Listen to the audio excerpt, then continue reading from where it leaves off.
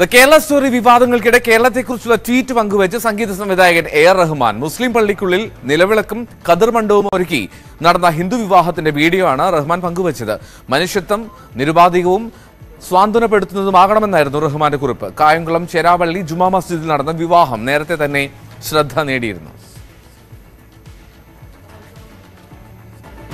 News room live തുടർന്നു.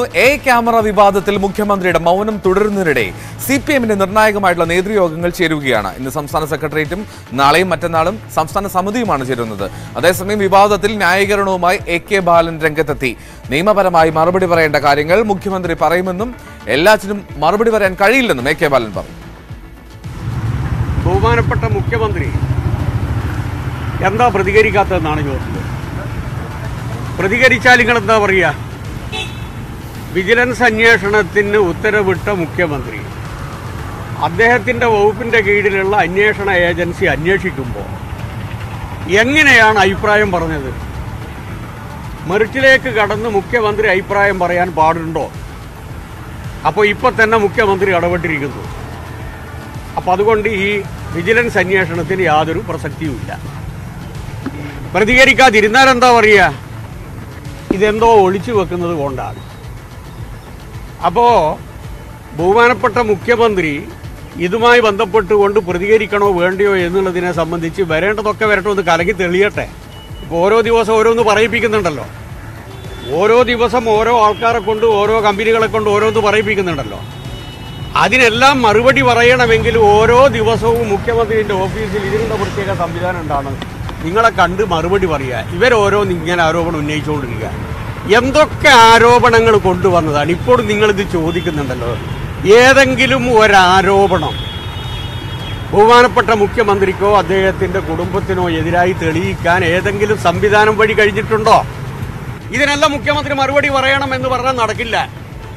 നിയമപരമായി മറുപടി പറയേണ്ട കാര്യങ്ങൾ നിയമപരമായിട്ട് പറയും. പറയാൻ പാടില്ലാത്ത കാര്യങ്ങൾ പറയില്ല. അദ്ദേഹത്തിൻ്റെ വകുപ്പ് തന്നെ അന്വേഷണത്തിന് ഉത്തരവിട്ട ഒരു കാര്യത്തിൽ അദ്ദേഹം അതിൽ കടന്ന് മെറിറ്റിലേക്ക് കടന്ന് അഭിപ്രായം പറയുക എന്ന് പറയുന്നത് തെറ്റാണ്. പിന്നെ അദ്ദേഹം മറുപടി പറയണമെന്ന് പറഞ്ഞാൽ എന്തായിട്ട് അർത്ഥം? എ.കെ. ബാലൻ മറുപടിയുമായി രമേശ് ചെന്നിത്തല രംഗത്തെത്തി. കണ്ണടച്ച് ഇരുട്ടാക്കരുതെന്നും രേഖകളുടെ പിൻബലത്തിലാണ് ആരോപണങ്ങളെന്നും രമേശ് ചെന്നിത്തല പറഞ്ഞു. ആരോപണത്തിൽ ഒരന്വേഷണം നടക്കുന്നില്ലെന്നും വ്യവസായ സെക്രട്ടറിയുടെ അന്വേഷണം ആർക്ക് വേണമെന്നും രമേശ് ചെന്നിത്തല ചോദിച്ചു. കേരളത്തിന്റെ മുഖ്യമന്ത്രിയെ സംരക്ഷിക്കാൻ എ.കെ. ബാലന് ഉത്തരവാദിത്വമുണ്ട് എന്നുള്ള കാര്യത്തിൽ എനിക്ക് സംശയമില്ല. പക്ഷെ അദ്ദേഹം കണ്ണടച്ച് ഇരുട്ടാക്കരുത്. ഞങ്ങൾ തെളിവുകൾ ഉന്നയിച്ചുകൊണ്ടാണ് ക്യാമറയുമായി ബന്ധപ്പെട്ട വസ്തുതകളെല്ലാം പുറത്തുവിട്ടത്. ടെൻഡറിൽ പങ്കെടുക്കാതെ പ്രസാഡിയോ കമ്പനിക്ക് എങ്ങനെ കരാർ കിട്ടിയെന്ന് രമേശ് ചെന്നിത്തല. സിപിഎമ്മിന്റെ അടുത്ത ആളായ സുരേന്ദ്രകുമാറിന് 99% ഷെയർ ഉണ്ടെന്നും രമേശ് ചെന്നിത്തല ആരോപിച്ചു. ആരാണ് ഈ പ്രസാദിയോ എന്ന് പറയുന്ന കമ്പനി? ആ കമ്പനിയുടെ ഒരു ഡയറക്ടറുടെ പേരാണ് ഞാൻ കഴിഞ്ഞ ദിവസം പറഞ്ഞ രാംജിത്ത്. അപ്പൊ വേറൊരു 99% മുതൽ മുടക്കുള്ള വേറൊരാളുണ്ട്, സുരേന്ദ്രകുമാർ. അദ്ദേഹത്തെ പറ്റി നിങ്ങളും കൂടുതൽ അന്വേഷിക്കണം. അദ്ദേഹം സിപിഎമ്മിന് എന്തെല്ലാം സഹായം ചെയ്തു കൊടുത്തിട്ടുണ്ട് എന്നുള്ളത് ഇനിയും പുറത്തു വരേണ്ട കാര്യങ്ങളാണ്. പത്തനംതിട്ടക്കാരനായ ഒരു സുരേന്ദ്രകുമാർ 99% ഓഹരിയുള്ള വ്യക്തി സിപിഎമ്മിന്റെ ഏറ്റവും അടുത്ത സഹയാത്രികനാണ്. ഈ പ്രസാദിയോ കമ്പനിയുടെ രണ്ടാമത്തെ ഡയറക്ടർ. ക്യാമറ അഴിമതിയിൽ യൂത്ത് കോൺഗ്രസ് സംസ്ഥാന വ്യാപകമായി പ്രതിഷേധം നടത്തുമെന്ന് സംസ്ഥാന പ്രസിഡന്റ് ഷാഫി പറമ്പിൽ. അഴിമതിയുടെ കാരണഭൂതൻ പട്ടം അത് മുഖ്യമന്ത്രിക്ക് ചാർത്താൻ പോവുകയാണെന്നും ഷാഫി പറഞ്ഞു. ക്യാമറകൾക്ക് മുന്നിൽ കാരണഭൂതൻ പട്ടം ചാർത്തും. കമ്മീഷൻ കപ്പിത്താൻ എന്ന് മുഖ്യമന്ത്രിയെ വിളിക്കേണ്ട സാഹചര്യമാണെന്നും ഷാഫി പറഞ്ഞു. ഇത്തരത്തിൽ നടക്കുന്ന സകല അഴിമതിയുടെയും കാരണഭൂതനായി മുഖ്യമന്ത്രി മാറി എന്നുള്ളതാണ്. മുഖ്യമന്ത്രിയുടെ ഓഫീസും അദ്ദേഹവുമായി ബന്ധപ്പെട്ട ആളുകളും മാറുന്നു എന്നുള്ളതാണ്. കേരളത്തിൻ്റെ കപ്പിത്താൻ എന്നാണ് അദ്ദേഹത്തെ വിശേഷിപ്പിക്കാൻ CPM സംവിധാനങ്ങൾ കിണഞ്ഞു പരിശ്രമിച്ചുകൊണ്ടിരിക്കുന്നത്. പക്ഷേ കേരളത്തിലെ ഇപ്പോൾ സകല കള്ളത്തരത്തിൻ്റെയും അഴിമതിയുടെയും കപ്പിത്താൻ സ്ഥാനത്താണ് അദ്ദേഹത്തെ നമ്മളിപ്പോൾ കണ്ടുകൊണ്ട് നിൽക്കേണ്ടി വരുന്നത്. ഇതങ്ങനെ എന്തെങ്കിലും ആരോപണങ്ങളല്ല.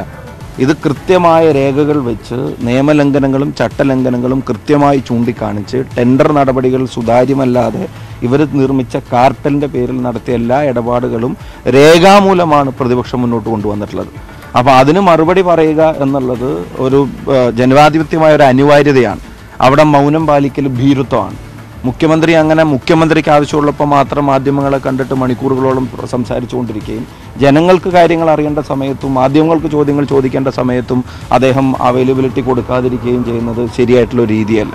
അത് ഇപ്പം പല കാര്യങ്ങളിലും അനുവർത്തിച്ചു കൊണ്ടിരിക്കുന്നത് പോലെ അത് കേന്ദ്രത്തിൻ്റെ ഒരു രീതിയാണ്, മോഡിയുടെ ഒരു രീതിയാണ്. ക്യാമറ വിവാദത്തിൽപ്പെട്ട പ്രസാരിയോ കമ്പനിയുടെ കോഴിക്കോട് മലാപ്പറമ്പ് ഓഫീസിലേക്ക് BJP മാർച്ച് നടത്തി. മാർച്ച് ഓഫീസിന് മുന്നിൽ പോലീസ് തടയുകയും ചെയ്തു. BJP കോഴിക്കോട് ജില്ലാ പ്രസിഡന്റ് VK സജീവൻ മാർച്ച് ഉദ്ഘാടനം ചെയ്തു.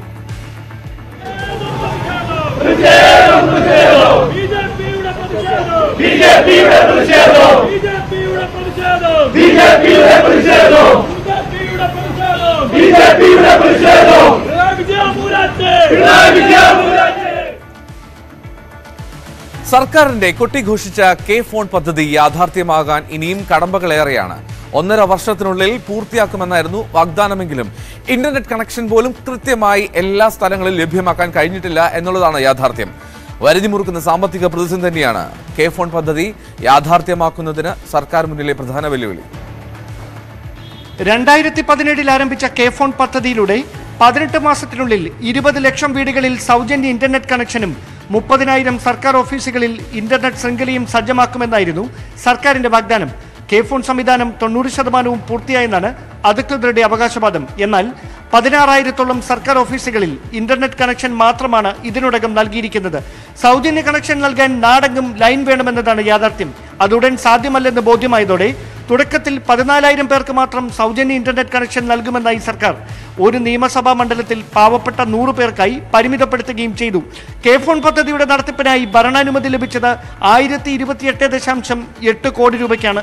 എന്നാൽ നിർമ്മാണ പ്രവർത്തനത്തിന് 2 വർഷവും ഓപ്പറേഷൻ ആൻഡ് മെയിൻ്റനൻസിന് 7 വർഷവും ഉൾപ്പെടെ 9 വർഷത്തെ കരാറാണ് ഭാരത് ഇലക്ട്രോണിക്സ് ലിമിറ്റഡ് അടങ്ങുന്ന കൺസോർഷ്യത്തിന് നൽകിയത്. ഇതിനായി നൽകിയ കരാർ തുക 1,531 കോടി രൂപയുടേതാണ്. ഇതിൽ 1,168 കോടി രൂപ നിർമ്മാണ പ്രവർത്തനത്തിനും 363 കോടി രൂപ നടത്തിപ്പിനും പരിപാലനത്തിനുമെന്നാണ് കരാർ.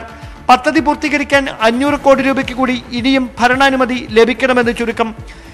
ക്യാമറ വിവാദത്തിൽ ഉൾപ്പെട്ട കമ്പനിക്ക് K-ഫോൺ പദ്ധതിയുമായുള്ള ബന്ധവും വിമർശനങ്ങളുടെ ആക്കം കൂട്ടുകയാണ്. പിണറായി വിജയൻ സർക്കാർ കേരളത്തിന് മുമ്പിൽ അഭിമാന പുരസ്സരം കാഴ്ചവെച്ച പദ്ധതിയാണ് K-ഫോൺ. സംസ്ഥാനത്ത് ഇന്റർനെറ്റ് വിപ്ലവം സൃഷ്ടിക്കുകയായിരുന്നു ലക്ഷ്യം. പക്ഷേ ആ ലക്ഷ്യം യാഥാർത്ഥ്യമാകാൻ ഇനിയും കാത്തിരിപ്പേറെയുണ്ടെന്നതാണ് യാഥാർത്ഥ്യം. തിരുവനന്തപുരത്ത് നിന്ന് ഡാൻ കുര്യൻ, ന്യൂസ് 18. എല്ലാ സർക്കാർ വകുപ്പുകളിലും പിടിമുറുക്കാൻ വിജിലൻസ്. സർക്കാർ വകുപ്പുകളിലെ ആഭ്യന്തര വിജിലൻസ് സെല്ലുകളുടെ നിയന്ത്രണം ഇനി വിജിലൻസ് വകുപ്പിനാണ്. ഇത് സംബന്ധിച്ച് ഉത്തരവ് പുറത്തിറക്കി. എല്ലാ വകുപ്പുകളിലും വ്യാപക പരിശോധനയ്ക്കാണ് തീരുമാനം. ഡോക്ടർ സജി ഗോപിനാഥിനെ സാങ്കേതിക സർവകലാശാല താൽക്കാലിക VC സ്ഥാനത്ത് നിലനിർത്തുന്നതിനായി നിയമനിർമ്മാണത്തെക്കുറിച്ച് സർക്കാർ ആലോചിക്കുന്നു. സർവകലാശാല ചട്ടം ഭേദഗതി ചെയ്ത് ഓർഡിനൻസ് ഇറക്കാനാണ് ആലോചന. VC നിയമനവുമായി ബന്ധപ്പെട്ട് ഓർഡിനൻസ് ലഭിക്കുകയാണെങ്കിൽ അത് ഒപ്പിടാൻ ഗവർണറും സന്നദ്ധനായിരിക്കും. സാങ്കേതിക സർവകലാശാല നിയമത്തിലെ 13/7 വകുപ്പ് പ്രകാരം 6 മാസം വരെ മാത്രമേ താൽക്കാലിക VCയെ നിയമിക്കാൻ പാടുള്ളൂ. ഈ കാലയളവിനുള്ളിൽ സെർച്ച് കമ്മിറ്റി രൂപീകരിച്ച് ഗവർണർ സ്ഥിരം VCയെ നിയമിക്കണം. കഴിഞ്ഞ നവംബർ 4-ന് സിസ തോമസിന് ഗവർണർ VC ചുമതല നൽകിയിരുന്നു. തുടർന്ന് സിസ വിരമിച്ചതോടെയാണ് ഡിജിറ്റൽ സർവകലാശാല VCയായ സജി ഗോപിനാഥിന് KTUവിന്റെ അധിക ചുമതല കൂടി നൽകിയത്. 6 മാസം കാലാവധി ഇന്നലെ അവസാനിച്ചതോടെ സജി ഗോപിനാഥിന് VC സ്ഥാനത്ത് തുടരാൻ നിയമപ്രശ്നങ്ങളുണ്ടാകും. ഈ നിയമപ്രശ്നങ്ങളെ മറികടക്കാൻ വേണ്ടിയാണ് പ്രത്യേക ഓർഡിനൻസ് ഇറക്കാൻ സർക്കാർ ഒരുങ്ങുന്നത്. ഇത് സംബന്ധിച്ച് സർക്കാരിന് വിശദമായ നിയമോപദേശം ലഭിച്ചിട്ടുണ്ട്. കാലാവധി കഴിഞ്ഞ VC ഒപ്പിടുന്ന സർട്ടിഫിക്കറ്റുകളും കൈക്കൊള്ളുന്ന തീരുമാനങ്ങളും കോടതിയിൽ ചോദ്യം ചെയ്യപ്പെടാൻ സാധ്യതയുണ്ട്. അത് വിദ്യാർത്ഥികളുടെ ഭാവിയെ ബാധിക്കുമെന്ന വിലയിരുത്തലിനെ തുടർന്നാണ് ഓർഡിനൻസിലേക്ക് സർക്കാർ എത്തുന്നത്. എന്നാൽ സർവകലാശാല വിഷയങ്ങളിൽ ഗവർണറുടെ മൗനം തുടരുകയാണ്. സർക്കാരിനെ പഴിചാരുന്ന ചാൻസലർ പ്രശ്നങ്ങൾ സർക്കാർ തന്നെ പരിഹരിക്കട്ടെ എന്ന നിലപാടിലാണ്. ഓർഡിനൻസ് രൂപീകരിച്ച് നൽകുകയാണെങ്കിൽ അത് അംഗീകരിക്കണമെന്ന ആലോചനയും ഗവർണർക്കുണ്ട്. അതേസമയം സജി ഗോപിനാഥിനെ നീക്കം ചെയ്ത് സ്ഥിരം VCയെ നിയമിക്കണമെന്നാവശ്യപ്പെട്ട് സേവ് യൂണിവേഴ്സിറ്റി ക്യാമ്പയിൻ കമ്മിറ്റി ഗവർണറെ സമീപിച്ചു. ചട്ടവിരുദ്ധമായി വൈസ് ചാൻസലർ തുടരുന്നു എന്ന ആരോപണം ശക്തമായതോടെ വേഗം ഓർഡിനൻസ് നടപടികൾ പൂർത്തിയാക്കാനാകും സർക്കാരിന്റെ ശ്രമം. ന്യൂസ് 18 തിരുവനന്തപുരം. പത്തനംതിട്ടയിൽ ഭിന്നശേഷിക്കാരിയെ വിദ്യാർത്ഥിനിയെ സ്കൂൾ ബസ് ഡ്രൈവർ പീഡിപ്പിച്ചു എന്ന് പരാതി. പന്തളം ബഡ് സ്കൂളിലാണ് ഈ പരാതി. പഞ്ചായത്ത് അധികൃതരെ ഇക്കാര്യം അധ്യാപകർ അറിയിച്ചുവെങ്കിലും ഒരാഴ്ചയോളം ഇക്കാര്യം മറച്ചുവെച്ചു എന്നുള്ള ആക്ഷേപവും ഉയരുന്നുണ്ട്. ശശി നാരായണൻ ചേരുന്ന വിവരങ്ങളുമായി. ശശി, ഇത് എന്നാണ് സംഭവിച്ചത്? ഈ സ്കൂൾ ബസ് ഡ്രൈവറെ പിടികൂടാൻ സാധിച്ചോ? എന്താണ് പുതിയ വിവരങ്ങൾ? പന്തളത്താണ് ഇത്തരത്തിലൊരു സംഭവം ഉണ്ടായിരിക്കുന്നത്. ഭിന്നശേഷിക്കാരായ വിദ്യാർത്ഥിയെ ബസ് ഡ്രൈവർ വീട്ടിൽ കൊണ്ടുപോയി പീഡിപ്പിച്ചതായിട്ടാണ് പരാതി. ഈ മാസം 21-നാണ് സംഭവം നടന്നത്. സ്കൂളിൽ ക്ലാസ് ഇല്ല എന്നറിഞ്ഞുകൊണ്ട് കുട്ടി ഈ സ്കൂളിൻ്റെ അവിടെ റോഡിൽ നിൽക്കുന്ന സമയത്താണ് ഈ ഡ്രൈവർ ഈ കുട്ടിയെ ബൈക്കിൽ കയറ്റി കൊണ്ടുപോയി പീഡിപ്പിച്ചത്. കുട്ടിയുടെ സ്വഭാവത്തിലുണ്ടായ വ്യത്യാസങ്ങൾ അധ്യാപകർ മനസ്സിലാക്കിയാണ് ഈ വിവരം പഞ്ചായത്തിനെ അറിയിച്ച് പഞ്ചായത്ത് തുടർന്ന് പോലീസിനെ അറിയിക്കുകയായിരുന്നു. എന്തായാലും പ്രതിയെ പിടികൂടിയിട്ടുണ്ട്. പക്ഷേ വേറൊരു ആക്ഷേപമുള്ളത് പഞ്ചായത്തിൽ നേരത്തെ വിവരം അറിയിച്ചിട്ടും പഞ്ചായത്ത് അധികൃതർ ഈ വിഷയം പോലീസിൽ അറിയിച്ചില്ല എന്നുള്ളൊരു പരാതി കൂടി അധ്യാപകർ മുന്നോട്ട് വെക്കുന്നുണ്ട്. എന്തായാലും അതിന് കാരണമായി പഞ്ചായത്ത് പറയുന്നത് ഞങ്ങൾക്ക് 2-3 ദിവസം അവധിയായിരുന്നു, അതിന്റെ അടിസ്ഥാനത്തിലാണ് ഈ വിവരം മറച്ചുവെച്ചത് എന്നുള്ള രീതിയിലാണ് പഞ്ചായത്ത്. ശശിനാരായണൻ പന്തളത്തെ വിവരമാണ് നൽകിയത്. ശശിനാരായണൻ, ഇപ്പോൾ ദ കേരള സ്റ്റോറി സിനിമ ആ പ്രദർശനത്തിന് ശേഷം കണ്ടവർ പുറത്തേക്ക് വരുന്ന ഓരോ പ്രതികരണത്തിലേക്ക് എല്ലാവരും കാണണം. ഓരോ വീട്ടുകാരും കാണേണ്ട സിനിമയാണ്.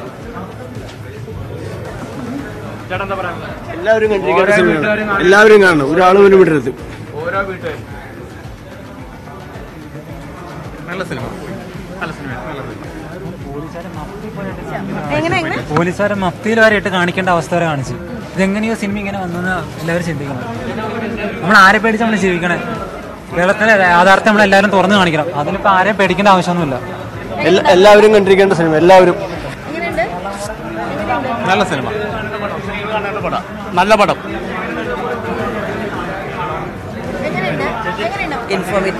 ഇൻഫോർമേറ്റീവ് ആയിരുന്നു.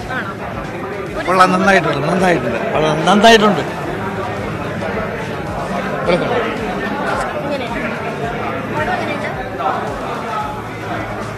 ശക്തമായ പ്രമേയം. സിനിമ കൊള്ളാം. എല്ലാവരും എല്ലാ പെൺകുട്ടികളും മനസ്സിലാക്കിയിരിക്കേണ്ട കാര്യങ്ങളാണ്. നല്ല പടമായിരുന്നു. വളരെ മനപ്രയാസമുണ്ട് കണ്ടിട്ട്. സിനിമ ഒരു ചരിത്ര സംഭവം തന്നെയാണ്. ഇത് കേരളത്തിലെ സമൂഹം ഏറ്റുവാങ്ങേണ്ട ഒരു സിനിമയാണ്.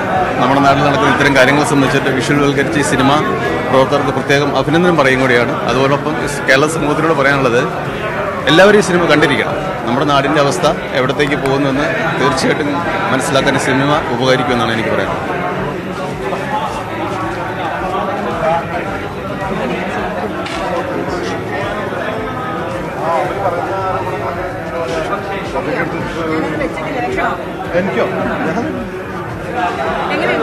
പടം നല്ല മൂവിയാണ്. കാരണം നല്ലൊരു മെസ്സേജാണ്. ഒരു പടത്തിന് പേര് നല്ലൊരു മെസ്സേജാണ്. കാരണം നമ്മുടെ നാട്ടിൽ നടന്നുകൊണ്ടിരിക്കുന്നതും ഇനി നടക്കാൻ പോകുന്നതും എല്ലാം. കാരണം ഒരുപാട് പേര് ഇതിനൊക്കെ ചതിയിൽ പെട്ടിട്ടുണ്ട്. അപ്പോൾ ഇതൊരിക്കലും ഒരു മതത്തിനെതിരായിട്ട് ഒരു കാര്യവും പറയുന്നില്ല. നല്ലൊരു മൂവി തന്നെയാണ്. എല്ലാവരും കാണാൻ പറ്റുമെങ്കിൽ അത് കാണുക. എന്നിട്ട് നമ്മുടെ ഇനി വരും തലമുറയിൽ ഇങ്ങനെയുള്ള ഒരു വിപത്തിൽ നിന്ന് രക്ഷിക്കാൻ പറ്റിയ അത് ഉപകാരമാവട്ടെ എന്ന് മാത്രം പറയാം.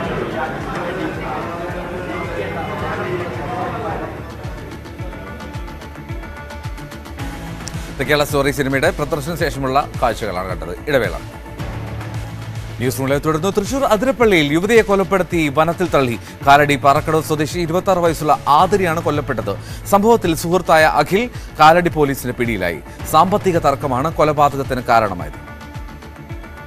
അതിരപ്പള്ളി തുമ്പൂർ മൊഴിക്ക് സമീപം വനത്തിൽ ഇന്നലെ അർദ്ധരാത്രിയാണ് യുവതിയുടെ മൃതദേഹം കണ്ടെത്തിയത്.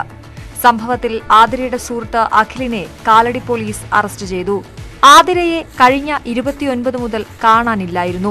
തുടർന്ന് അന്വേഷണം നടത്തിയ പോലീസിന് അഖിലും ആതിരയും ഒന്നിച്ച് കാറിൽ കയറിപ്പോകുന്നത് കണ്ടതായി വിവരം ലഭിച്ചു. ഇതിന്റെ അടിസ്ഥാനത്തിൽ അഖിലിനെ കസ്റ്റഡിയിലെടുത്ത് ചോദ്യം ചെയ്തപ്പോഴാണ് കൊലപാതകത്തിന്റെ ചുരുളഴിഞ്ഞത്. ഇരുവരും തമ്മിൽ സാമ്പത്തിക തർക്കം നിലനിന്നിരുന്നതായി പോലീസ് പറഞ്ഞു. ആതിരയുടെ സ്വർണം ഉൾപ്പെടെയുള്ളവ ഇയാൾ വാങ്ങിയിരുന്നു. ഇത് തിരികെ ചോദിച്ചതാണ് പ്രശ്നങ്ങൾക്ക് തുടക്കമായത്. ഇതേ തുടർന്ന് ആതിരയെ വെറ്റിലപ്പാറ തുമ്പൂർ മൊഴിക്കടുത്തെ വനത്തിലെത്തിച്ച് കൊലപ്പെടുത്തുകയായിരുന്നുവെന്ന് അഖിൽ പോലീസിന് മൊഴി നൽകി. ആതിരയെ ഷോൾ കൊണ്ട് കഴുത്തിൽ മുറുക്കി കൊലപ്പെടുത്തുകയായിരുന്നുവെന്നും അഖിൽ പോലീസിനോട് പറഞ്ഞു. ന്യൂസ് 18 തൃശൂർ. മലപ്പുറം വെന്നിയൂരിൽ ഓടുന്ന ബസ്സിൽ യുവതിയെ കൊത്തിക്കൊല്ലാൻ ശ്രമിച്ച് സ്വയം കഴുത്തു മുറിച്ച യുവാവിന്റെ നില ഗുരുതരമായി തുടരുകയാണ്. മൂന്നാർ ബംഗളൂരു KSRTC സ്വിഫ്റ്റിൽ ഇന്നലെ രാത്രിയാണ് ഗൂഡല്ലൂർ സ്വദേശിനി സീതയെ ആക്രമിച്ച് വയനാട് സ്വദേശി സനിൽ സ്വയം കഴുത്തു മുറിച്ചത്. ഇരുവരും കോഴിക്കോട് മെഡിക്കൽ കോളേജിൽ ചികിത്സയിലാണ്. ഇന്നലെ രാത്രി 11 മണിയോടെയായിരുന്നു സംഭവം. ബസിന്റെ പിൻസീറ്റിലിരിക്കുകയായിരുന്ന സീതയുടെ നെഞ്ചിൽ സനൽ കത്തികൊണ്ട് കുത്തുകയായിരുന്നു. യാത്രക്കാർ നിലവിളിച്ചതോടെ ബസ് നിർത്തി പരിശോധിച്ചപ്പോൾ കണ്ടത് സ്വയം കഴുത്തുമുറിച്ച സനലിനെ കൂടിയാണ്. ഇരുവരെയും തിരൂരങ്ങാടിയിലെ സ്വകാര്യ ആശുപത്രിയിൽ പ്രവേശിപ്പിച്ചുവെങ്കിലും നില ഗുരുതരമായതിനാൽ കോഴിക്കോട് മെഡിക്കൽ കോളേജിലേക്ക് കൊണ്ടുപോയി. ബാഗിൽ സൂക്ഷിച്ചിരുന്ന കത്തി ഉപയോഗിച്ചാണ് സനൽ അക്രമം നടത്തിയതെന്ന് പോലീസ് പറയുന്നു. പെൺകുട്ടിയുടെ വലിയ കുഴപ്പമൊന്നുമില്ല. പെൺകുട്ടീൻ്റെ സ്റ്റേറ്റ്മെൻ്റ് എടുത്ത് കേസ് രജിസ്റ്റർ ചെയ്യുന്നുണ്ട്. ചെറുക്കൻ്റെ പരിക്ക് കുറച്ച് ഗുരുതരമാണ്. മെഡിക്കൽ കോളേജിലേക്ക് മാറ്റി. സീത അങ്കമാലിയിൽ നിന്നും സനിൽ എടപ്പാളിൽ നിന്നുമാണ് ബസ്സിൽ കയറിയത്. സനിൽ കയറിയത് മുതൽ സീത അസ്വസ്ഥത പ്രകടിപ്പിച്ചിരുന്നുവെന്നും സീറ്റിൽ നിന്നും മാറിയിരിക്കണോ എന്ന് അന്വേഷിച്ചിരുന്നുവെന്നും ബസ്സിലെ ഡ്രൈവർ കം കണ്ടക്ടർ ബിൻഡോ പറഞ്ഞു. കയറിയപ്പോൾ ചെറിയൊരു ഇതുണ്ടായിരുന്നു. എന്തെങ്കിലും വിഷയം ഉണ്ടോ എന്ന് പെങ്കച്ചോട് ചോദിച്ചു. പറഞ്ഞ കുഴപ്പമൊന്നുമില്ല എന്ന് പറഞ്ഞ വീട്ടിൽ കോട്ടയ്ക്ക് വന്നു കഴിഞ്ഞപ്പോൾ തന്നെ അവർ ഇരുന്ന സീറ്റിൽ റിസർവേഷൻകാർ വന്നു. റിസർവേഷൻകാർ വന്നിട്ട് ചെന്ന് പറഞ്ഞു റിസർവേഷൻകാർ വന്നു നമ്മുടെ പ്രൊജക്റ്റ് സീറ്റ് കാര്യമുണ്ട് അതിലേക്ക് മാറിയിരിക്കാൻ പറഞ്ഞു. അപ്പോൾ അവർ രണ്ടുപേരും കൂടെ ആ സൈറ്റിലേക്ക് മാറിയിരുന്നു. അവിടുന്ന് വണ്ടി റിസർവേഷൻകാരും കയറ്റി വണ്ടി പോകുന്നു. വെന്നൂർ എത്താറായപ്പോഴത്തേനും തക്കാട് വെന്നൂർ എത്താറായപ്പോഴത്തേനും ഈ പുറയുന്ന ഒരു കരച്ചിൽ കേട്ടു. പെട്ടെന്ന് വണ്ടി യാത്രക്കാർ വന്നിട്ട് പറഞ്ഞു വണ്ടി നിർത്തുന്നു പറഞ്ഞു. പെട്ടെന്ന് ഞങ്ങൾ നിർത്തിയിട്ട് ഓടിച്ചെന്ന് നോക്കുമ്പോൾ ഇതിൻ്റെ കയ്യിൽ കത്തിയിരിപ്പുണ്ട്. പെൺകൊച്ച കാറുമാണ്. സനിലും സീതയുമായി അടുപ്പമുണ്ടായിരുന്നുവെന്നാണ് പോലീസ് പറയുന്നത്. മുൻപ് കോയമ്പത്തൂരിൽ ജോലി ചെയ്യുമ്പോഴാണ് സനലിനെ പരിചയപ്പെട്ടതെന്ന് സീത പറഞ്ഞു. സനലിനെ അങ്കമാലി വെച്ച് തന്നെ കണ്ടിരുന്നു. എടപ്പാൾ വെച്ച് ഇയാൾ ബസ്സിൽ കയറിയപ്പോൾ ഭയന്നു. മറ്റൊരാളുമായി സംസാരിക്കുന്നത് ചോദ്യം ചെയ്താണ് സനിൽ കുത്തിയതെന്നും സീത. ഞാൻ അവനെ കണ്ടിട്ട് ഒരു മൈൻഡും ചെയ്യാതെ ഞാൻ അവനറിയാണ്ട് ഞാൻ അങ്കമാലിന്ന് ബസ് കയറിയിട്ട് ഇവന് ഏതോ സ്റ്റോപ്പിൽ ബസ് നിർത്തിയത് അവന് മുമ്പിൽ തന്നെ അവനെ നിൽക്കുന്നുണ്ട്. ഞാനത് കണ്ടില്ല. ഇവനകത്തേക്ക് വന്നിട്ടാണ് ഇവൻ ഇതൊക്കെ ചെയ്തത്. കോഴിക്കോട് മെഡിക്കൽ കോളേജിലേക്ക് മാറ്റിയ സീതയുടെ ആരോഗ്യനില മെച്ചപ്പെട്ടിട്ടുണ്ട്. ന്യൂസ് 18 മലപ്പുറം. മൈസൂരിലേക്ക് വിനോദയാത്ര പോയി ഗുണ്ടാ സംഘത്തിന്റെ പിടിയിൽപ്പെട്ട മലപ്പുറം കാളികാവ് പള്ളിശ്ശേരിയിലെ 5 യുവാക്കൾ നാട്ടിൽ തിരികെയെത്തി. പോലീസിന്റെ അവസരോചിതമായ ഇടപെടൽ മൂലമാണ് യുവാക്കൾക്ക് നാട്ടിൽ തിരിച്ചെത്താൻ സാധിച്ചത്. കഴിഞ്ഞ ശനിയാഴ്ചയാണ് കാളികാവിൽ നിന്നും 5 അംഗ സംഘം മൈസൂരിലേക്ക് വിനോദയാത്ര പോയത്. കാളികാവ് പള്ളിശ്ശേരി സ്വദേശികളായ PK Sharafuddin, PB Zakir, ചെറിയാലത്ത് Sharafuddin, T Labeeb, PK Fazil എന്നിവരാണ് വിനോദയാത്ര പോയി മൈസൂർ SS നഗറിൽ ബന്ദിയാക്കപ്പെട്ടത്. സ്ത്രീകൾ ഉൾപ്പെടെയുള്ള മയക്കുമരുന്ന് മാഫിയകളുടെ കയ്യിലാണ് 5 അംഗ സംഘം ചെന്നുവിട്ടത്. താമസ സ്ഥലവും ഭക്ഷണവും ഏർപ്പാടാക്കി തരാമെന്ന് പറഞ്ഞ് ഒരു ഓട്ടോ ഡ്രൈവറാണ് ചതിയിൽപ്പെടുത്തിയതെന്നാണ് ഇവർ പറയുന്നത്. മൈസൂരിലെ SS നഗർ എന്ന സ്ഥലത്ത് വാടക ക്വാർട്ടേഴ്സിൽ ഇവരെ താമസിപ്പിക്കുകയും പുറത്തുനിന്ന് വാതിൽ പൂട്ടി താമസ സ്ഥലം ഏർപ്പാടാക്കിയ ഓട്ടോറിക്ഷ ഡ്രൈവർ സ്ഥലം വിടുകയും ചെയ്തു. പിന്നീട് 9 അംഗ സംഘമെത്തി ഇവരെ ആക്രമിക്കുകയും ഭീഷണിപ്പെടുത്തുകയും ചെയ്തു. വാഹനത്തിൽ കയറ്റി മറ്റൊരു സ്ഥലത്തേക്ക് കൊണ്ടുപോവുകയും മയക്കുമരുന്ന് ഉപയോഗിക്കുന്നതായി വീഡിയോ ചിത്രീകരിക്കുകയും ചെയ്തു. 2.5 ലക്ഷത്തോളം രൂപയും ഇവരുടെ കൈവശമുണ്ടായിരുന്ന മൊബൈൽ ഫോണുകളും സംഘം തട്ടിയെടുത്തു. നാട്ടിൽ നിന്നും ബന്ധുക്കളിൽ നിന്നും സുഹൃത്തുക്കളിൽ നിന്നും പണം അക്കൗണ്ടിലേക്ക് അയപ്പിക്കുകയും അവിടെ നിന്ന് ഗുണ്ടാ സംഘങ്ങളുടെ അക്കൗണ്ടിലേക്ക് പണം ട്രാൻസ്ഫർ ചെയ്യുകയും ചെയ്തതായി ഇവർ പറഞ്ഞു. ഇവരുടെ നാട്ടിലെ സുഹൃത്തുക്കളാണ് കാളികാവ് പോലീസിൽ ഇക്കാര്യങ്ങൾ അറിയിച്ചത്. അവിടെ ചെന്നപ്പോൾ അവസ്ഥ വളരെ ദയനീയമായിരുന്നു. ക്രൂരമായി മർദ്ദിച്ച് ആവശ്യത്തിനായിരുന്നു 2 ആളെ ഞങ്ങൾ കണ്ടത്. 2 ആള് ഞങ്ങൾ മൈസൂര് എത്തുമ്പോഴേക്കും അവിടുന്ന് കോഴിക്കോട് എത്തിയിട്ടുണ്ടായിരുന്നു. അപ്പോൾ വണ്ടിയിൽ നിന്ന് ചാടിങ്ങാണ്ട് ഓടി രക്ഷപ്പെട്ടതായിരുന്നു അവര്. തുടർന്ന് കേരള പോലീസ് കർണാടക പോലീസുമായി ബന്ധപ്പെടുകയും സൈബർ സെല്ലിന്റെ സഹായത്തോടെ പ്രതികളെ പിടികൂടുകയും ചെയ്തു. ഞങ്ങൾ 2 ആളെയും അവിടുന്ന് ഇറക്കി. അവിടുന്ന് ഇറക്കിയിട്ട് വണ്ടിയിൽ ഇങ്ങനെ പോരുകയും അത് പോരിൻ്റെ അടിയിൽ ഒരു പോലീസുകാരൻ ബാക്കിൽ വന്നു. പോലീസുകാരൻ ബൈക്കുമ്പോൾ ബാക്കിൽ വന്നുകൊണ്ട് വന്നപ്പോൾ ഇവർക്ക് മനസ്സിലായ പോലെ ഇതായിക്കെന്ന് പറഞ്ഞപ്പോൾ ഒന്നായിട്ട് വണ്ടിയിട്ട് ഒരു കുറേ ചിറ്റിയിട്ട് ഒരു ഉള്ളിലേക്ക് കയറിങ്ങാണ്ട് ഇതായിങ്ങാണ്ട് ഒരുത്തനായിരുന്നു മെയിൻ വില്ലുണ്ട്. ഓൻ ഇറങ്ങിപ്പോയില്ല. പിന്നെ ഞാനും ഇവനും വേറെ ഒരാളുള്ള വണ്ടിയിൽ ഡ്രൈവർ മാത്രമേ ഉള്ളൂ. അങ്ങനെ പോയി കഴിഞ്ഞ് ഒരു ചെക്ക് പോസ്റ്റിൻ്റെ അവിടെ എത്തിയിൽ ഞങ്ങൾ എന്ത് ചെയ്ത് വേഗം വണ്ടിയിൽ നിന്ന് ഇറങ്ങിയാണ്ട് പോലീസുകാരത്തേക്ക് വണ്ടി ചെന്നിട്ട് പോലീസുകാരുടെ കാര്യങ്ങൾ പറഞ്ഞു. മൈസൂർ പാലസിന് സമീപത്തെ NR പോലീസ് സ്റ്റേഷനിലാണ് പ്രതികൾക്കെതിരെ കേസെടുത്തിട്ടുള്ളത്.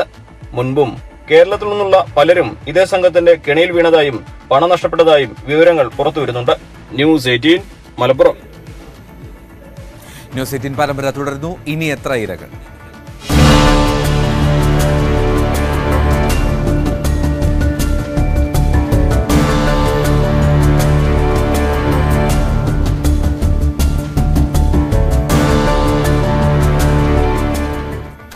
സംസ്ഥാനത്തെ 250-ലേറെ സ്കൂളുകളിൽ ലഹരി സാന്നിധ്യം വർദ്ധിക്കുന്നുവെന്ന് ഇന്റലിജൻസിന്റെ റിപ്പോർട്ട്.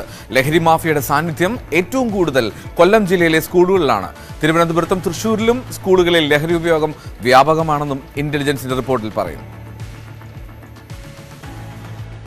ലഹരി സാന്നിധ്യമുള്ള സ്കൂളുകളെ സംബന്ധിച്ച് ഇന്റലിജൻസിന്റെയും എക്സൈസിന്റെയും റിപ്പോർട്ടുകൾ ഞെട്ടിക്കുന്നതാണ്. സംസ്ഥാനത്ത് 250-ലധികം സ്കൂളുകളാണ് ലഹരി മാഫിയയുടെ പിടിയിലമർന്നത്. ഇന്റലിജൻസ് റിപ്പോർട്ട് പ്രകാരം കൊല്ലം ജില്ലയിലാണ് ലഹരി സാന്നിധ്യമുള്ള സ്കൂളുകൾ കൂടുതലുള്ളത്. 39 പ്രശ്നബാധിത സ്കൂളുകളാണ് കൊല്ലം ജില്ലയിലുള്ളത്. തൃശൂർ ജില്ലയിൽ 28 സ്കൂളുകളിൽ ലഹരി സാന്നിധ്യം റിപ്പോർട്ട് ചെയ്തിട്ടുണ്ട്. ലഹരി വിപണി സജീവമാകുന്ന തലസ്ഥാന ജില്ലയിൽ 25ഓളം സ്കൂളുകളിൽ ലഹരി സാന്നിധ്യം കണ്ടെത്തി കഴിഞ്ഞു. നഗരപരിധിയിൽ കവടിയാർ, വട്ടിയൂർക്കാവ് അടക്കമുള്ള സ്കൂളുകളിലും തീരദേശത്ത് ഭീമാപ്പള്ളി, പെരുമാത്തൂർ അടക്കമുള്ള സ്കൂളുകളിലും ലഹരി കേസുകൾ വർദ്ധിക്കുന്നതായാണ് റിപ്പോർട്ട്. പത്തനംതിട്ട, ആലപ്പുഴ തുടങ്ങിയ ജില്ലകളിൽ 22 സ്കൂളുകളിലും ലഹരി മാഫിയ സജീവമാണ്. എന്നാൽ വീര്യമേറിയ ന്യൂ ജനറേഷൻ ഡ്രഗുകൾ ഏറ്റവും കൂടുതൽ കുട്ടികൾ ഉപയോഗിക്കുന്നത് എറണാകുളം ജില്ലയിലാണ്. ബംഗളൂരുവിൽ നിന്നാണ് കേരളത്തിലേക്കുള്ള ലഹരിയുടെ ഒഴുക്ക്. കഞ്ചാവ്, ഹാഷിഷ്, എഫ്ഡ്രിൻ, മെത്രാക്സ്, കൊക്കൈൻ, ചരസ് എന്നിവയെല്ലാം സുലഭം. എക്സൈസ് പിടികൂടുന്ന ലഹരി മരുന്നുകളുടെ 20 ഇരട്ടിയിലധികം ലഹരി മരുന്നാണ് യഥാർത്ഥത്തിൽ കേരളത്തിലേക്ക് ഒഴുകുന്നത്. വിദ്യാലയ പരിസരങ്ങളിൽ ലഹരി വിൽപ്പന പാടില്ലെന്ന് നിയമമുണ്ടെങ്കിലും കച്ചവടം തകൃതിയായി തന്നെ നടക്കുന്നുണ്ട്. ലഹരിക്കടിമകളായ കുട്ടികൾ കുറ്റകൃത്യങ്ങളിൽ ഏർപ്പെടുമ്പോഴാണ് പോലീസും എക്സൈസും ഒക്കെ ഉണരുക. തിരുവനന്തപുരത്ത് നിന്നും നന്ദകുമാർ, ന്യൂസ് 18. സിനിമാ മേഖലയിലെ ലഹരി ഉപയോഗം സ്ഥിരീകരിച്ച എക്സൈസും ജൂനിയർ ആർട്ടിസ്റ്റുമാരാണ് ലൊക്കേഷനുകളിൽ ലഹരി എത്തിക്കുന്നത്. ഇതിനു മുൻപ് പിടിയിലായ ചിലരിൽ നിന്നും ഇക്കാര്യം മനസ്സിലാക്കാൻ കഴിഞ്ഞുവെന്നും excise deputy commissioner R Jayachandran news 18നോട് പറഞ്ഞു. സിനിമാ രംഗത്തുള്ളവർ MDMA ഉൾപ്പെടെയുള്ള സിന്തറ്റിക് ഡ്രഗാണ് കൂടുതലായി ഉപയോഗിക്കുന്നത് എന്ന സൂചനയും എക്സൈസിന് ലഭിക്കുന്നു. സമീപകാലത്തിറങ്ങിയ ചില സിനിമകളിൽ ചെറിയ വേഷങ്ങൾ ചെയ്ത ജൂനിയർ ആർട്ടിസ്റ്റുമാർ ഈയിടെ ലഹരിയുമായി കൊച്ചിയിൽ പിടിയിലായിരുന്നു. MDMA ഉൾപ്പെടെയുള്ള ന്യൂജൻ മയക്കുമരുന്നാണ് അവരിൽ നിന്നും പിടിച്ചെടുത്തത്. ഇതിൽ നിന്ന് സിനിമാ മേഖല കേന്ദ്രീകരിച്ചുള്ള ലഹരി ഇടപാടിന്റെ ചില സൂചനകൾ ലഭിച്ചിട്ടുണ്ടെന്നും excise deputy commissioner R Jayachandran news 18നോട് പറഞ്ഞു.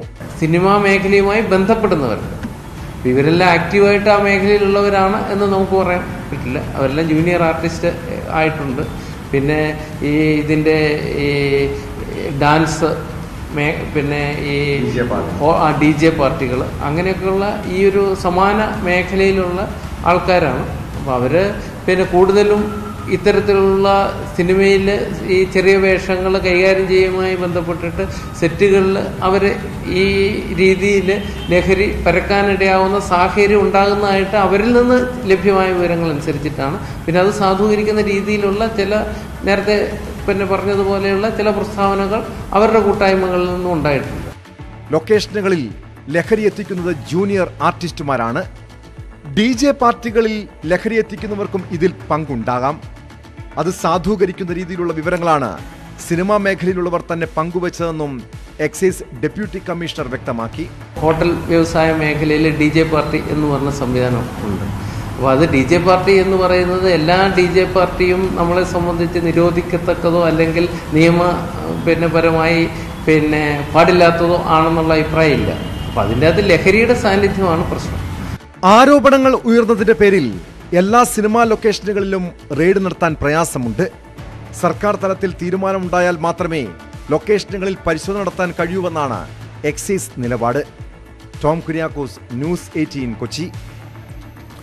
മലയാളി ക്രിക്കറ്റ് ആരാധകർക്ക് സന്തോഷം പകരുന്ന ഒരു റിപ്പോർട്ട് ഇപ്പോൾ വരുന്നു. അതായത് ഇന്ത്യയിൽ നടക്കുന്ന ലോകകപ്പിന്, ക്രിക്കറ്റ് ഏകദിന ലോകകപ്പിന് തിരുവനന്തപുരം കാര്യവട്ടത്തെ ഗ്രീൻഫീൽഡ് സ്റ്റേഡിയം വേദിയാകും എന്നുള്ളതാണ് ഏറ്റവും ശ്രദ്ധേയമായിട്ടുള്ള സാധ്യത. അതിനുള്ള പരിഗണനാ പട്ടികയിൽ 13 സ്റ്റേഡിയങ്ങൾക്കൊപ്പം കാര്യവട്ടം ഗ്രീൻഫീൽഡ് സ്റ്റേഡിയവും പരിഗണനയിലുണ്ട് എന്നുള്ള വിവരം ഇപ്പോൾ പുറത്തു വരുന്നു. നന്ദകുമാർ ചേരുന്നു വിവരങ്ങളുമായി. നന്ദകുമാർ, എന്തൊക്കെയാണ് ഈ BCCയുടെ ആലോചനയിൽ അത്തരമൊരു സാധ്യതയുണ്ടോ, സാഹചര്യമുണ്ടോ? തീർച്ചയായും അപ്പോൾ ഈ വർഷം ഇന്ത്യയിൽ അരങ്ങേറുന്ന ICC ഏകദിന ലോകകപ്പിനാണ് തിരുവനന്തപുരം ഗ്രീൻഫീൽഡ് സ്റ്റേഡിയവും വേദിയായേക്കും. BCCI പുറത്തിറക്കിയ ലോകകപ്പ് വേദികളുടെ ചുരുക്കപ്പട്ടികയിലാണ് ഇപ്പോൾ കാര്യവട്ടത്തെ ഗ്രീൻഫീൽഡ് സ്റ്റേഡിയവും ഉള്ളത്. IPL ശേഷമായിരിക്കും ഇത് സംബന്ധിച്ച ഒരു ഔദ്യോഗിക പ്രഖ്യാപനം ഉണ്ടാവുക.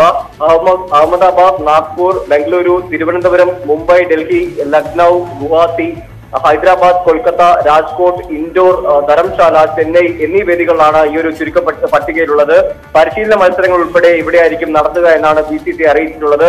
അതോടൊപ്പം തന്നെ ഇവയിൽ 7 വേദികളിൽ മാത്രമായിരിക്കും ഇന്ത്യയുടെ ലീഗ് മത്സരങ്ങൾ ഉണ്ടാവുക. ഇന്ത്യൻ ടീം ഫൈനലിൽ എത്തുകയാണെങ്കിൽ അഹമ്മദാബാദിലുള്ള സ്റ്റേഡിയത്തിലായിരിക്കും ഈ ഒരു മത്സരം നടക്കുക എന്നായിരിക്കും ഇപ്പോൾ BCCI അറിയിച്ചിരിക്കുന്നത്. എന്തായാലും ലോകകപ്പിലെ ക്ലാസിക് പോരാട്ടമായ ഇന്ത്യ-പാകിസ്ഥാൻ മത്സരം അഹമ്മദാബാദിലെ നരേന്ദ്രമോദി സ്റ്റേഡിയത്തിൽ നടത്താനാണ് ഇപ്പോൾ BCCI നിശ്ചയിച്ചിട്ടുള്ളത്. 2016 ശേഷം ആദ്യമായാണ് ഇന്ത്യ മണ്ണിൽ ഈ ഒരു ഇന്ത്യയും പാകിസ്ഥാനും ഏറ്റുമുട്ടുകയും ചെയ്യുന്നത്. അതുകൊണ്ട് തന്നെ പരമാവധി കാണികൾ എത്തിക്കാനാണ് ഇപ്പോൾ BCCIയുടെയും ശ്രമം. എന്തായാലും നന്ദകുമാർ, ഈ പ്രശ്നം ഈ ലോകകപ്പ് പോലുള്ള ഒരു വലിയ ടൂർണമെന്റ് സംഘടിപ്പിക്കാനുള്ള സൗകര്യങ്ങൾ നമ്മുടെ തലസ്ഥാന നഗരത്തിനുണ്ടോ? ഒരു 2-3 ടീമുകൾക്കായി ഒരുമിച്ച് താമസിപ്പിക്കാനുള്ള സാഹചര്യമൊക്കെ ഉണ്ടായാൽ അത് സജ്ജമാണോ തലസ്ഥാനം എന്നുള്ളതാണ് പ്രധാന സംശയം. വേദി അടക്കമുള്ള കാര്യങ്ങൾ എന്തായാലും ചുരുക്കപ്പട്ടികയാണ് ഇപ്പോൾ ഉള്ളത്. കാരണം ഇപ്പോഴത്തെ സൗകര്യങ്ങൾ എല്ലാം വച്ച് കാര്യവട്ടം ഗ്രീൻഫീൽഡ് സ്റ്റേഡിയം ഇതിന് അനുയോജ്യമാണ് എന്നാണ് ഇപ്പോൾ BCCI വൃത്തങ്ങൾ അറിയിച്ചിട്ടുള്ളത്. നേരത്തെ തന്നെ BCCI ഔദ്യോഗിക പാനൽ തന്നെ ഈ ഒരു കാര്യത്തിൽ ചർച്ച നടത്തിയിരുന്നു. കാര്യവട്ടം ഗ്രീൻഫീൽഡ് സ്റ്റേഡിയത്തിലെ സൗകര്യങ്ങളും അതോടൊപ്പം തന്നെ ടീമുകൾക്കുള്ള താമസ സൗകര്യങ്ങൾ ഒരുക്കാൻ തലസ്ഥാന നഗരം സജ്ജമാണ് എന്ന രീതിയിലുള്ള റിപ്പോർട്ടുകളാണ് ഇപ്പോൾ BCCI പറയുന്നത്. എന്തായാലും ഇതൊരു ചുരുക്കപ്പട്ടികയാണ്. വരും ദിവസങ്ങളിൽ അതല്ലെങ്കിൽ IPL കഴിഞ്ഞതിന് ശേഷം മാത്രമായിരിക്കും ഇതിലൊരു അന്തിമ തീരുമാനമെടുക്കുക. ശരി, നന്ദകുമാറാണ് വിശദാംശങ്ങൾ നൽകിയത്. നമുക്ക് പ്രതീക്ഷയോടെ കാത്തിരിക്കാം. ഈ ലോകകപ്പിന്റെ വേദിയിൽ നമ്മുടെ സ്വന്തം കാര്യവട്ടത്ത് ഗ്രീൻഫീൽഡ് സ്റ്റേഡിയവും ഇടം പിടിക്കും. എന്തായാലും ചുരുക്കപ്പട്ടികയിൽ ഗ്രീൻഫീൽഡിന് ഇടമുണ്ട് എന്നുള്ള റിപ്പോർട്ടുകൾ വരുന്നു. കാത്തിരിക്കാം ലോകകപ്പ് കാഴ്ചകൾക്കായി. നമുക്ക് തിരികെ എത്താം ഒരു ഇടവേളയ്ക്ക് ശേഷം. ന്യൂസ് റൂമിലായി തുടരുകയാണ്. ഇനി നോക്കാം സ്വർണം, വെള്ളി, പ്ലാറ്റിനം നിരക്കുകൾ.